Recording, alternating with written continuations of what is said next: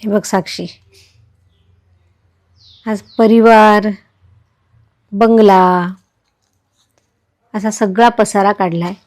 म्हणजे आजोबांचं लॉफ्टमधलं सगळं सामान, त्याच्यात आजी दिसतेय. म्हणजे हे परिवारचं 92 सालचा फोटो आणि हे सगळं आहे.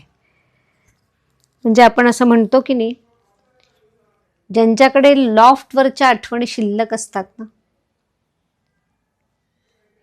त्या माणसांच्याकडे खूप समृद्धी असते. आता लॉफ्टवरती सामान नको असतं, पण हे जे काय सामान आहे ना, म्हणजे आता या अल्बममुळे कितीतरी सरिता नगरीतल्या, म्हणजे 93 सालच्या आणि त्याच्या आधीच्या, कारण 90 सालपर्यंत तर आजोबांची शेतीच होती, त्यामुळे त्यांच्या डायऱ्या बघ, माझ्या आईची डायरी बघ, की त्याच्यात कुठल्या तरी समीर दुबळेच्या गाण्याचा एक रेफरन्स आलेला आहे. म्हणजे अशा अनंत गोष्टी आज मला इथे मिळत आहेत आणि खूप फोटोग्राफ्स मिळत आहेत की काय पद्धतीने त्यांनी ते स्टोअर केलं होतं पिशव्यांमधनं. पण समहाऊ त्यावेळेला आपण आपल्या कार्यात कार्यमग्न असल्यामुळे आपण त्या गोष्टी बघितल्या नाहीत.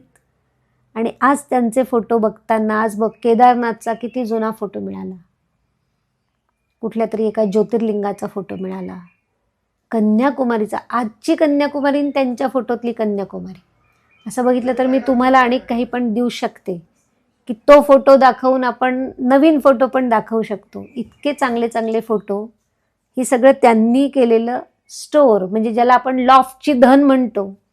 पण कधी कधी ना, ती लॉफ्टची धनसुद्धा आपल्याला उपयोगी असू शकते, असं हे सगळं आवडताना वाटतं. भरून पण येतं की किती गोष्टी त्यांनी साठवल्या असतील आपल्यासाठी म्हणून. पण असंच आहे, ज्यांच्याकडे माळ्यावरती खजिना असतो ना, त्यांच्याकडे आठवणींचा खजिना खूप असतो. त्यामुळे थोडंसं माळ्यावरती असावं या मताची मी. कारण बघ ना, 50 वर्षाचा काळ ढुंडाळला गेला आपोआप. की किती छोटे होते मी, त्याच्यात आम्ही तिघी बहिणींचा फोटो आहे. काय त्या काळात कौतुक असेल जेव्हा आम्ही 10 वर्षाच्या होतो. म्हणजे बघ ना, आता 46 वर्ष जुनी गोष्ट सांगते.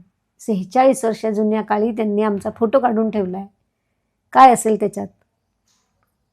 पण अशी मजा आहे बरं का. आता काय झालंय, सुखवस्तू कुटुंबामध्ये वस्तू जास्त आणि सुख कमी झालंय. पण इथे बरोबर विरुद्ध आहे.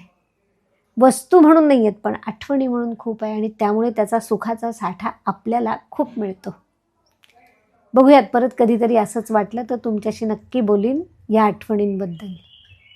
आजच्या आठवणींमध्ये कागदपत्र, फोटो, जुन्या निगेटिव्ह की ज्या पण आता बघायला मिळणार नाही अशा सगळ्या, आणि खूप जास्त जुनी देवळं, असा सगळा खजिना आज आम्हाला इथे मिळालेला आहे. आणि अर्थात परिवारचा सुद्धा. बघूयात, परत कधीतरी असाच एक व्हिडिओ करूया.